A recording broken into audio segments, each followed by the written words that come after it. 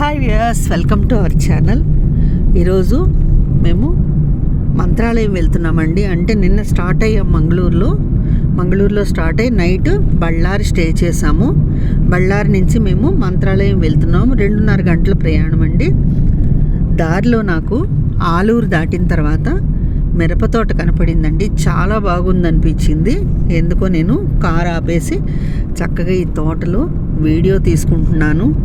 అసలు రావాలని అనిపించలేదండి. తోటలోంచి అంత బాగున్నాయి మిరపకాయలు. ఇవి బహుశా పండు మిరపకాయలు అంటే ఎండు మిరపకాయలు చేస్తారండి. మనకి కాయలన్నీ కూడా ఆల్మోస్ట్ పండిపోయి ఉన్నాయండి. మీకు చూపిస్తున్నాను చూడండి. ఇవి బేడగి కాయలు ఇలా కనిపిస్తున్నాయండి. పొడుగ్గా మనకి బేడగి వస్తాయి కదా ఎండుమిరపకాయలు, వాటిలాగా అనిపిస్తున్నాయండి. ఒక 4 కాయలు కోసుకొని నేను మళ్ళీ బయలుదేరానండి. బాగుంది కదా తోట. Thank you.